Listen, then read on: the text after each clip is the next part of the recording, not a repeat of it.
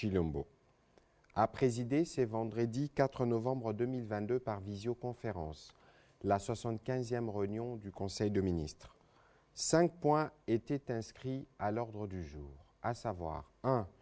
Communication du président de la République, chef de l'État. 2. Points d'information. 3. Approbation d'un relevé des décisions du Conseil de ministres. 4. Examen de dossiers. 5. Enfin, examen et adoption de textes. La communication du président de la République a porté sur 4 points principaux, à savoir 1. De l'engagement pour l'émergence de champions congolais. Le président de la République a rappelé aux membres du Conseil que lors de la clôture de la 8e édition du Forum Makutano à Mbuji-Mayi, il est revenu sur sa vision relative à l'émergence de champions congolais dans l'entrepreneuriat privé.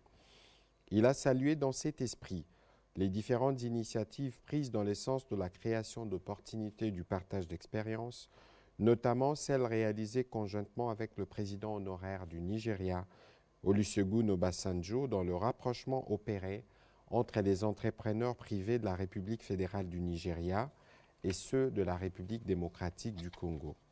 Ces rapprochements ont l'avantage de comprendre le modèle Obasanjo centré autour d'une collaboration optimale entre les secteurs publics et privés qui a permis l'émergence des capitaines d'industrie nigérians sur plusieurs secteurs. Le président de la République a plaidé pour un profond changement de mentalité, plus encore une révolution culturelle pour créer un écosystème entrepreneurial qui se caractérise par des relations constructives entre les secteurs privés d'une part et l'État à travers toutes ses administrations d'autre part. À cet effet, il a invité tous les membres du gouvernement, sous la supervision du Premier ministre, de veiller à la mise en œuvre de cette révolution culturelle dans les administrations publiques sur leurs tutelles respectives qui interagissent avec les entreprises privées. Il a en outre chargé le vice-premier ministre, ministre en charge de la fonction publique, en collaboration avec le ministre d'État, ministre du Plan à travers le Secrétariat national pour le renforcement de capacités Sénarec, de mettre en place des modules de formation pour accompagner cette appropriation de l'écosystème entrepreneurial dans les chefs de nos administrations publiques et régies financières. 2. De la 2e conférence des chefs d'État de l'Union africaine sur la masculinité positive à Dakar. En sa qualité de champion africain de la masculinité positive et dans le cadre des préparatifs de la 2e conférence sur la masculinité positive, le président de la République a rappelé que l'Union africaine considère la violence à l'égard des femmes et des filles comme l'une des formes les plus flagrantes des discriminations et un obstacle majeur à la réalisation des droits humains fondamentaux des femmes. C'est pour transformer les inégalités structurelles et institutionnelles qui conduisent au fait des violences à l'égard des femmes et des filles qu'il avait été sollicité l'implication des leaders masculins, notamment des chefs d'État, afin d'engager d'autres hommes et garçons dans les efforts visant à y mettre fin. C'est dans la suite de la conférence de Kinshasa, qui avait été sanctionnée par la déclaration et l'appel en action de Kinshasa que va se tenir cette année, suivant ces recommandations, une évaluation annuelle de la mise en œuvre des engagements pris. À cet effet, et pour poursuivre le travail amorcé à Kinshasa, l'Union africaine organisera la 2e conférence de chefs d'État sur la masculinité positive à Dakar du 10 au 12 novembre 2022 en collaboration avec la République démocratique du Congo.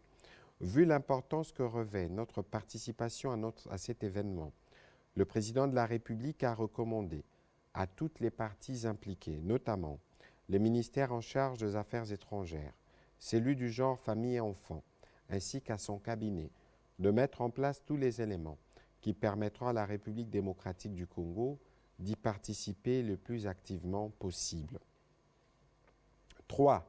De la responsabilisation de bourgmestres dans l'assainissement des eaux de pluie dans la ville-province de Kinshasa. Le président de la République est revenu sur les conséquences de pluies diluviennes qui se sont abattues ces derniers jours dans la ville-province de Kinshasa.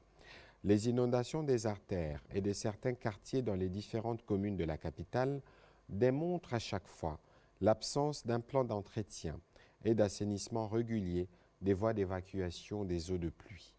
Outre cette réalité, ces inondations viennent également rappeler la nécessité de sévir face aux constructions anarchiques qui constituent une autre dimension de ces problèmes.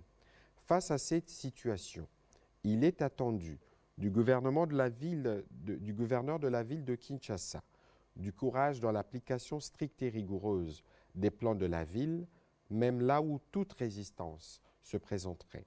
Dans le même esprit, il est attendu de bourgmestres une implication efficiente dans les travaux d'assainissement de leurs communes respectives. Le président de la République a chargé les vice-premiers ministres, ministres de l'Intérieur, Sécurité, Décentralisation, Affaires coutumières, ainsi que le gouverneur de la ville-province de Kinshasa, d'encadrer le bourgmestre des 24 communes dans la mise en œuvre et l'utilisation efficiente des brigades pérennes d'entretien et d'assainissement en sus des travaux ponctuels effectués par l'Office de voirie et drainage. Le dernier point de la communication du président de la République a porté sur le mandat de la République démocratique du Congo à la tête des l'OHADA dès janvier 2023. Pour terminer sa communication, le président de la République a rappelé aux membres du gouvernement qu'à l'occasion du 10e anniversaire de l'adhésion de notre pays à l'OHADA, les barreaux de Kinshasa-Gombe et la Commission nationale OHADA ont organisé sous son patronage un colloque international. Cette célébration augurait le rôle que la République démocratique du Congo va jouer dans les prochains jours, à savoir la présidence de la conférence des chefs d'État et des gouvernements, la plus haute institution de l'OHADA dont elle recevra les flambeaux de la République du Niger dès janvier 2023. À cet effet, le président de la République a tenu à ce que notre pays assume pleinement sa mandature et qu'il contribue efficacement par son implication à relever les défis de cette organisation. Il a invité la ministre d'État, ministre de la Justice et garde des Sceaux, ainsi que le ministre des Finances, tous deux membres du Conseil de ministres de l'OHADA, à une étroite collaboration afin de soutenir le programme d'action de cette mandature. À la suite du président de la République, le Premier ministre chef du gouvernement s'est focalisé sur 3 points principaux. Dans un premier temps, il a, au nom du gouvernement, réitéré le soutien de ces derniers au président de la République, chef de l'État, commandant suprême de forces armées de la République démocratique du Congo et de la police nationale congolaise, au lendemain de son important message à la nation, dans ses inlançables efforts de rétablir la paix et l'autorité de l'État sur l'ensemble du territoire national. Il a également renouvelé l'engagement du gouvernement de mettre à la disposition de nos forces de défense et de sécurité toutes les ressources nécessaires en vue de leur accomplissement dans leur noble mission. C'est le moment également de saluer la bravoure et la détermination de nos soldats actuellement engagés au front pour la défense de la patrie et la sécurisation de nos populations. À tous les compatriotes, aux familles victimes des exactions de cette barbarie, le Premier ministre a rassuré du soutien et de la compassion du gouvernement de la République. C'est pour cette raison qu'il a dépêché une mission humanitaire dans cette partie du territoire national pour exprimer cette solidarité nationale. Il a aussi souligné le fait que dans le projet de loi des finances de l'exercice 2023, présenté et défendu devant la représentation nationale, le gouvernement a alloué 10,4% du budget global au secteur de la défense et de la sécurité, ce qui représente un accroissement de plus de 300% comparé au budget précédent. Dans un deuxième temps, le Premier ministre a justement, au sujet de ce projet de loi des finances pour l'exercice 2023, salué la volonté politique du chef de l'État, volonté qui a motivé le gouvernement à réaliser le bond historique qui porte aujourd'hui notre budget à 14,6 milliards de dollars américains. Ces projets du budget confirment effectivement les prédictions du chef de l'État et démontrent clairement un accroissement dans la prise en compte de plusieurs préoccupations de nos populations, notamment dans les secteurs sociaux. Loin de sombrer dans l'autosatisfaction, le Premier ministre a relevé que ces prévisions budgétaires, historiquement parlant, marque une réelle dynamique évolutive de notre pays, dynamique que notre gouvernement entend maintenir, notamment par le renforcement de ses instruments de gestion et la maîtrise des finances publiques. Enfin, le Premier ministre a annoncé la participation de la République démocratique du Congo, pays solution, aux travaux de la COP27 qui débute ce 6 novembre 2022 à Sharm el-Cheikh, en Égypte, dans la suite de la pré-COP et autres travaux préparatoires tenus à Kinshasa. Durant ces travaux, notre pays compte défendre ses positions, notamment pour réclamer ce qui est dû par les pays pollueurs. Le deuxième chapitre du Conseil de ministres est de ce jour à porter sur le point d'information. État et administration du territoire. Le vice-premier ministre, ministre de l'Intérieur, Sécurité, décentralisation et affaires coutumières, a informé le Conseil de l'État du territoire, qui reste dominé par la poursuite des opérations militaires dans l'est de la République démocratique du Congo. Durant la semaine qui s'achève, l'état d'esprit de la population a été dominé par la mobilisation de mouvements citoyens à travers le territoire national contre l'occupation du mouvement rebelle M23 d'une partie du territoire de Rutshuru. L'assentiment de la majorité de l'opinion nationale au sujet de l'expulsion de l'ambassadeur du Rwanda en République démocratique du Congo. La tenue le 27 octobre 2022 des activités de la 8e édition du Forum du réseau d'affaires Makutano à Kinshasa et à Mbuji-Mayi. Enfin, l'adresse à la nation du président de la République, chef de l'État, annoncée à l'issue du dernier Conseil supérieur de la Défense. Le vice-premier ministre, ministre de l'Intérieur, décentralisation et affaires coutumières, a aussi succinctement brossé la situation sécuritaire dans plusieurs provinces du pays. Il a mis en exergue l'activisme des groupes armés des assaillants, notamment dans les provinces du Haut-Katanga, de l'Ituri, du Mai-Ndombe et du Nord Kivu. Il a également, pour conclure, fait mention de quelques cas de sinistres déplorés à Kindu dans le Maniema et à Kamina dans le Haut-Lomami. Il a terminé par faire état de la situation aux frontières qui reste marquée par les retours de plusieurs compatriotes de l'Angola et de la Zambie. Toujours sur ces chapitres, le vice-premier ministre, ministre de l'Intérieur, a été complété par la vice-ministre, ministre de la Défense, au nom de son titulaire en mission dans la zone. Elle a informé le Conseil de la situation opérationnelle consécutive à la récente offensive du M23 RDF avec l'appui de l'armée rwandaise dans cette partie du pays. Il a aussi informé le Conseil de la remise aux forces armées de la République démocratique du Congo par la MONUSCO à Kiwanja d'un élément de l'armée rwandaise ayant fui le rang du 401e bataillon basé à Kingi dans le Rwanda le 16 octobre dernier. Le ministre de la Santé publique, Hygiène et Prévention, pour sa part, a présenté au Conseil la situation sanitaire générale du pays. Au sujet de l'évolution de la situation récente sur le marché des changes ainsi que celui de biens et services.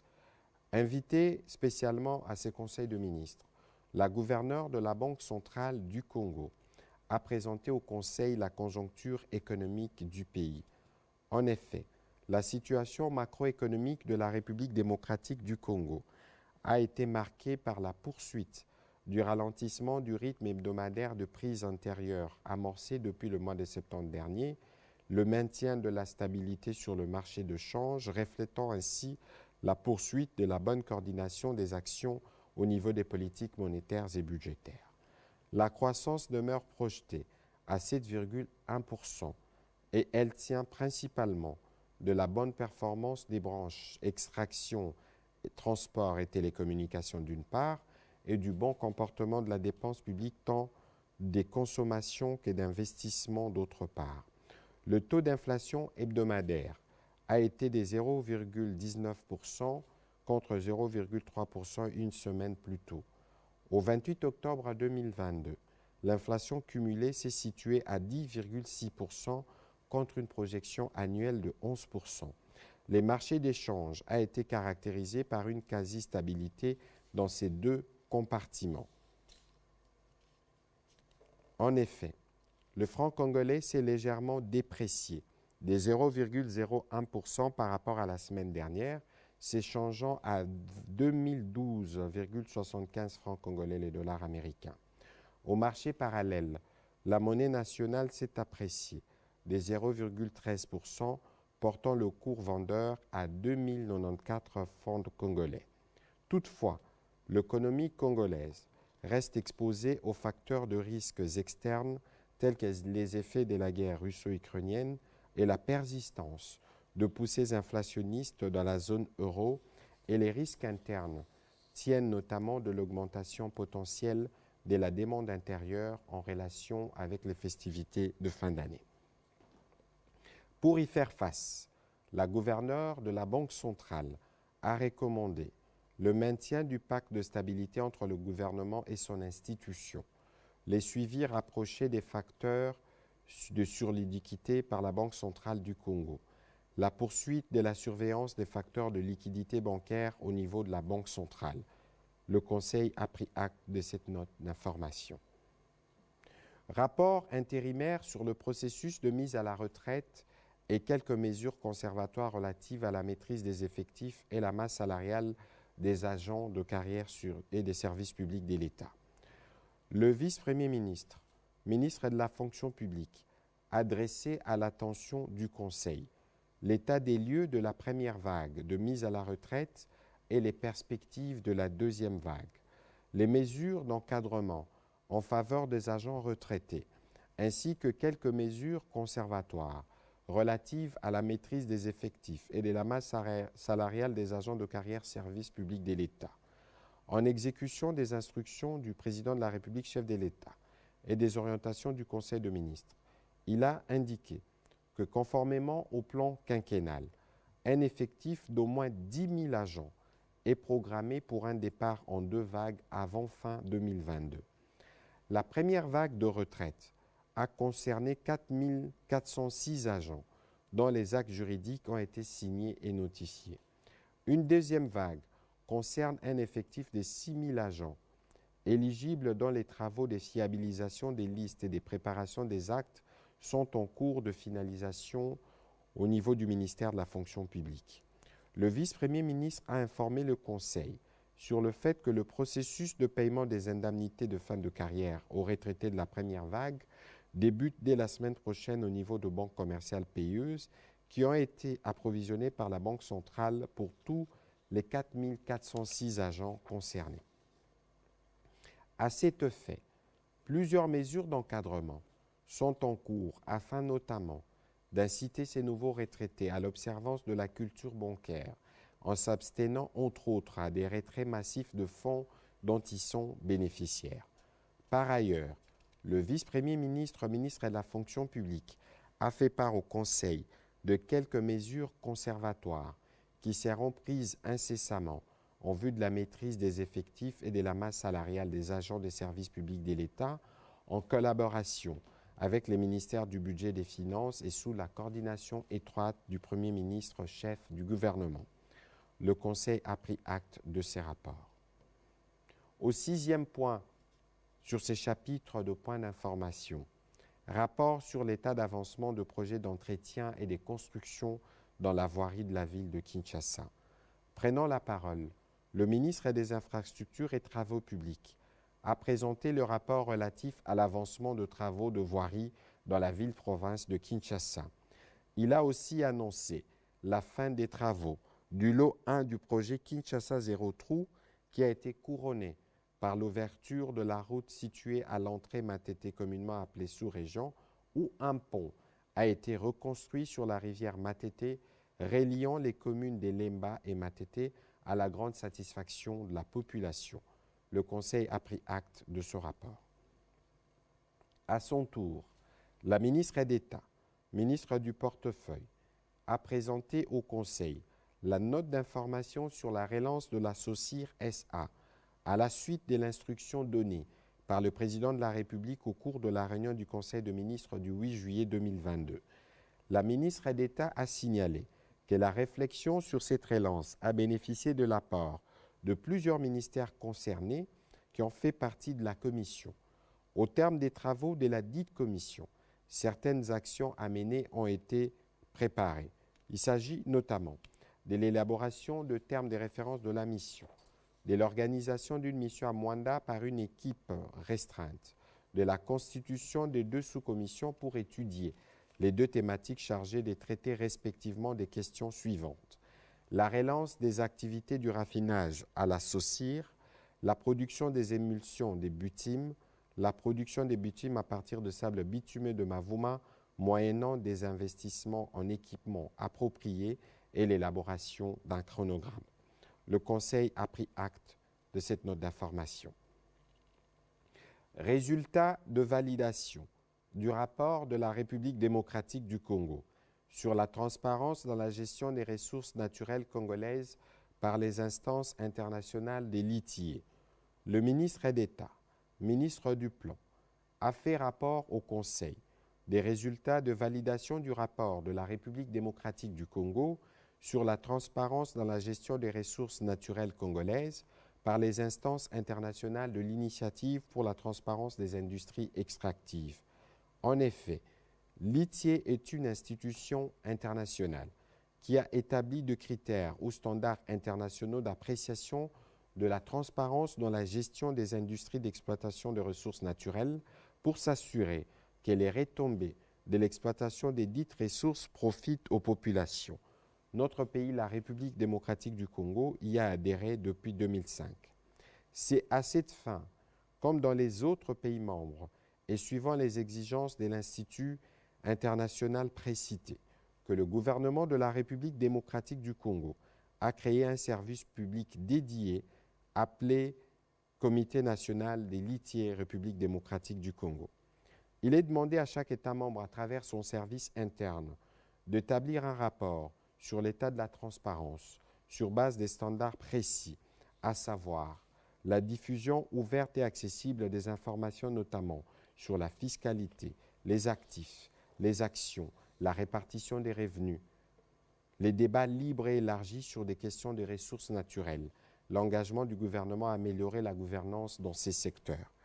Les ministres d'État, ministre du Plan, a signalé qu'au terme de plusieurs efforts, notre pays a été coté favorablement et est redevenu fréquentable et récompensant ainsi le travail amorcé depuis juin 2021 à la demande du président de la République. L'avantage d'une bonne cotation au niveau international indique que le pays concerné lutte contre la corruption, améliore les climats des affaires, redistribue les revenus aux populations pour l'amélioration de ses conditions de vie. Autrement dit, le pays est attractif et fréquentable. Par conséquent, les investisseurs dans les secteurs extractifs peuvent facilement obtenir des financements dans les milieux boursiers pour y investir davantage, ce qui constitue un gain précieux pour notre économie.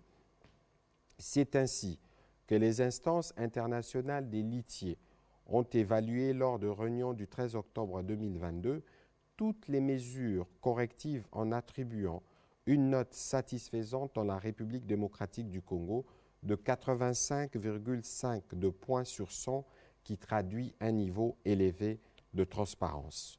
Le Conseil a pris acte de ce rapport. 9e point dans ces chapitres sur le point d'information. Rapport relatif au comité chargé de la stabilité financière sur le dossier BIAC SA en liquidation. Le ministre des Finances a fait l'économie du rapport relatif aux 2 réunions du comité de stabilité financière en République démocratique du Congo, tenues respectivement le 25 octobre et le 1er novembre 2022 pour passer en revue la situation de la liquidation de la Banque internationale pour l'Afrique au Congo, BIAC. Partant de l'état de la question, il a été noté que la précarité de la situation financière de la BIAC SA ne pouvait qu'appeler à une prise en charge urgente par la Banque centrale du Congo en sa qualité d'autorité des régulations des secteurs bancaires. Conformément à la loi bancaire en vigueur, le comité de stabilité financière a soutenu que la décision du retrait d'agrément de la BIAC SA était requise pour protéger les épargnants et éviter une crise systémique dans les secteurs financiers. Le ministre des Finances a précisé que suite à l'enlisement du processus de liquidation et la multiplicité des procès et recours judiciaires, l'état de la BIAC SA apparaît à ces jours méconnu de toutes les parties. D'où la recommandation du Comité de stabilité financière de solliciter un état des lieux de la BIAC SA en liquidation par l'Inspection générale de finances et d'en présenter le rapport en déant 30 jours. En attendant la présentation de ce rapport, qui inclura notamment la situation des créanciers et des tiers de propriété détenus par la banque en liquidation, le Comité de stabilité financière a recommandé à la Banque centrale du Congo et aux actionnaires de la BIAC SA de considérer l'option de surseoir à toute activité au sein de cette banque au risque d'entraver la mission de l'Inspection générale de finances.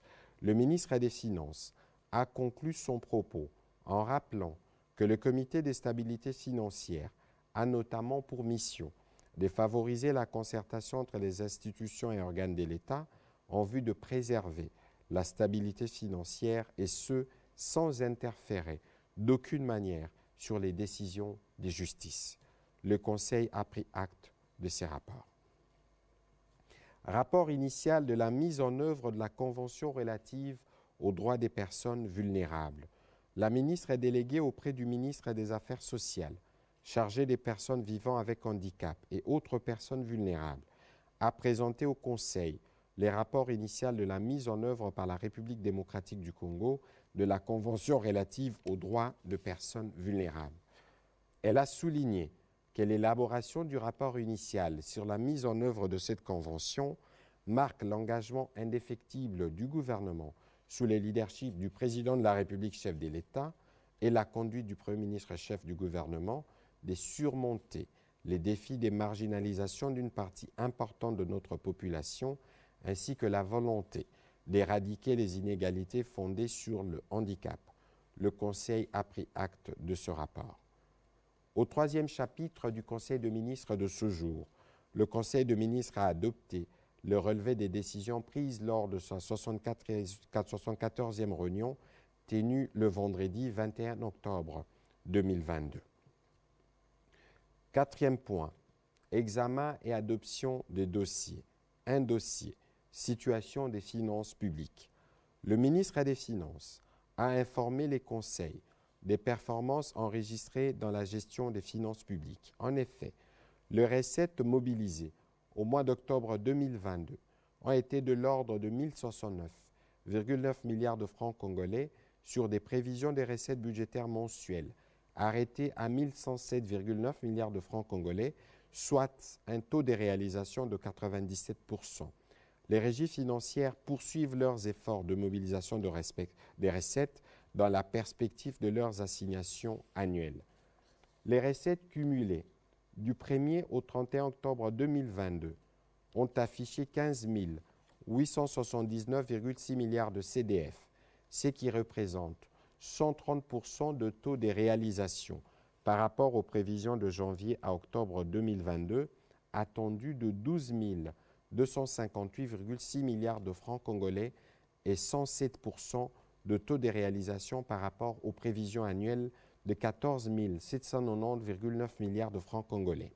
Le ministre des Finances a indiqué que l'ensemble de ces recettes représente une augmentation de 65% en comparaison avec les recettes de janvier à octobre 2021 qui étaient de 9 585,9 milliards de francs congolais, affichant un accroissement de 6 129,7 milliards de francs congolais, équivalent à près de 3,145 milliards de dollars. La situation cumulée par les régies financières indique un taux de réalisation par rapport à leurs prévisions annuelles respectives de 137% pour la Direction générale des impôts, 70% pour la Direction générale des douanes et accises et 92% pour la Direction générale des recettes administratives, domaniales, judiciaires et des participations des GERAD. En ce qui concerne les dépenses, elles ont été marquées, entre autres, par des dépenses au titre de pertes et manques à gagner aux sociétés pétrolières, payées ces mois à 42,3 millions de dollars, représentant au total, depuis le début de l'année, une somme de 426,5 millions de dollars américains. Les paiements de 116,3 millions de dollars, comptant pour 2 mois des dotations de la Commission électorale nationale indépendante, ce qui porte la somme totale versée à 414,600 000 dollars américains. 414 600 000 dollars américains. Les dépenses sécuritaires impérieuses ont aussi occupé une part importante dans les dépenses de ces mois. La trésorerie de l'État présente un solde déficitaire mensuel provisoire de 1044 milliards de francs congolais à fin octobre 2022, qui a été entièrement comblé par les marges de trésorerie ainsi que le bon du Trésor. En cumul annuel, il se dégage donc un excédent des 134 milliards de francs congolais. Abordant un autre chapitre, le ministre des Finances a informé les conseils des conclusions de la mission du département Afrique du Fonds monétaire international qui s'est déroulée à Kinshasa du 18 octobre au 2 novembre 2022 dans le cadre de l'évaluation de la 3e revue du programme économique du gouvernement soutenu par la facilité élargie de crédit. Ainsi, le FMI a salué la résilience de l'économie congolaise dans un contexte difficile, tant au niveau international que national, et certifié les performances macroéconomiques réalisées par le gouvernement, particulièrement dans les domaines de la mobilisation des recettes domestiques, avec une super performance de 3,7% du PIB. Il a noté que ces recettes supplémentaires ont plus servi aux dépenses sécuritaires, aux subventions des prix de carburant ainsi qu'au renforcement des investissements. Le FMI a également alerté sur les perspectives moins bonnes en 2023 en raison de la baisse projetée de produits minerais exportés par la République démocratique du Congo, moins 15%, de la hausse des prix de produits énergétiques et alimentaires et de l'escalade du conflit armé à l'est de la République démocratique du Congo. Et ce, dans un contexte mondial incertain à cause de la fragilité de notre économie à de tels chocs. Des recommandations ont été formulées et les échanges se poursuivent en vue de parvenir à un accord au niveau des services pour la conclusion de la 3e revue. Après débat et délibération, ce dossier a été adopté par le Conseil. Dernier point inscrit à l'ordre du jour du Conseil de ministres de ce jour, portant sur l'examen et l'adoption de 2 projets de texte. 1. Projet de décret modifiant les décrets numéro 15/038 du 14 décembre 2015 portant fixation des rémunérations et autres avantages en faveur des administrateurs civils. Le vice-premier ministre, ministre de la fonction publique, a présenté au Conseil le projet des décrets modifiant les décrets numéro 15/038 du 14 décembre 2015 portant fixation des rémunérations et autres avantages en faveur des administrateurs civils. Il a indiqué au Conseil qu'à ces jours, notre administration dispose de 644 administrateurs civils, essentiellement des énarques, pour lesquels le gouvernement avait mis à disposition des traitements initiaux et des primes en 2015 et qui, du fait de la dépréciation du taux d'échange durant les 5 dernières années, a fait que leur pouvoir d'achat puisse fortement s'amenuiser. Le dit projet de décret a donc pour but la régularisation de la situation pécuniaire de ces jeunes recrutés dans le cadre du programme de réforme et du rajeunissement compétitif et qualitatif de l'administration publique. Après débat et délibération, ce projet de décret a été adopté. 2. Projet de loi portant prorogation de l'état de siège. La ministre d'État, ministre de la Justice et garde des Sceaux, a présenté à l'attention du Conseil le projet de loi autorisant la prorogation de l'état de siège dans les provinces de l'Ituri et du Nord Kivu pour une période de 15 jours prenant cours le 17 novembre 2022. Après débat et délibération, ce projet de loi a été adopté. Commencé à 11h09, la réunion du Conseil de ministres a pris fin à 17h23. Je vous remercie.